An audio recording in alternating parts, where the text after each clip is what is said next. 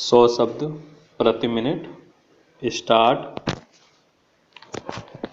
उपाध्यक्ष जी, इस सदन के सामने विदेश मंत्री जी ने जो यह संविधान संशोधन विधेयक प्रस्तुत किया है, इसका मैं हृदय से समर्थन करता हूँ। मैंने और शायद इस सदन के बहुत से माननीय सदस्यों ने इस देश के इतिहास का गहरा अध्ययन किया होगा और उनको भी यह स्मरण होगा कि भारत के अंदर अनेकों प्रांत और देशी रियासतें या राज्य हुआ करते थे। हमें स्मरण है कि उन्हीं में से सिक्किम भी एक है, जो हमारे देश का उसी प्रकार का राज्य है जैसे अन्य राज्य हैं। लेकिन इतिहास इस बात का साक्षी है कि जो हमारे देश का एक अंग था, जिसकी लगभग 1 लाख जनता ने हमारे साथ मिलने की इच्छा प्रकट की थी, उसको पिछले 27 सालों में उन मौलिक अधिकारों का प्रयोग करने का अवसर नहीं मिला, जिनका अधिकार उनको 1947 के बाद और विशेष रूप से 1952 के बाद, जब हमारा देश गणराज्य बना था, मिलना चाहिए था। आज इतने सालों के बाद फिर हमारे देश के इतिहास में ऐसा निर्णय करने का अवसर आया है जो कभी भुलाया नहीं जा सकता।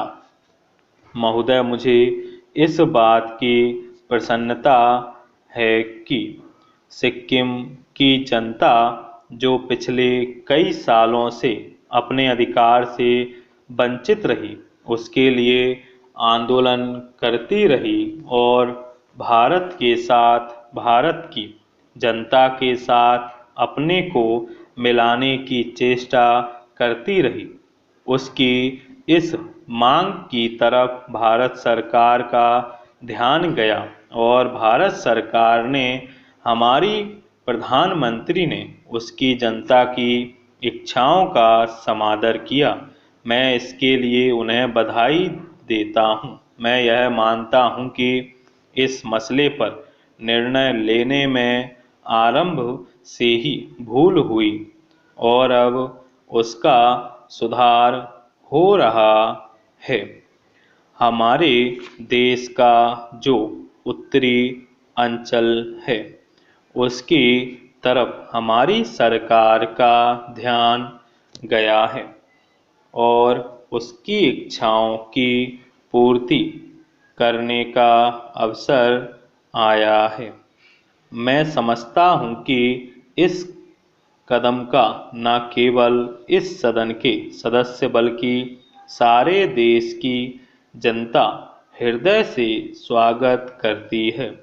मान्यवर, मैं यह भी निवेदन करना चाहता हूँ कि सिक्किम राज्य की जनता की इच्छाओं का मान रखने के बाद हमारे देश के ऊपर एक बहुत बड़ा उत्तरदायित्व आ गया है। हमने पिछले 25 वर्षों में इस देश के विकास के लिए जितनी योजनाएं बनाई, चाहे वे शिक्षा के क्षेत्र में हों या उद्योग धंधों को बढ़ाने और रोजगार देने के संबंध में हों, उनसे हमारे देश की जनता तो लाभ उठा सकी, लेकिन सिक्किम प्रदेश की जनता उनसे वंचित रही।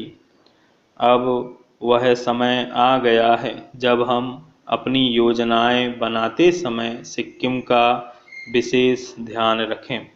इस अवसर पर मैं यह भी स्पष्ट करना चाहता हूँ कि सिक्किम के राजा की जो भी नीति हमारे प्रति रही हो, उसकी ओर हमें विशेष ध्यान देने की आवश्यकता है। इस महान देश में बहुत से लोग गलतियां करते रहे हैं, लेकिन मैं समझता हूं कि उनको सही रास्ते पर आने का अवसर देना चाहिए।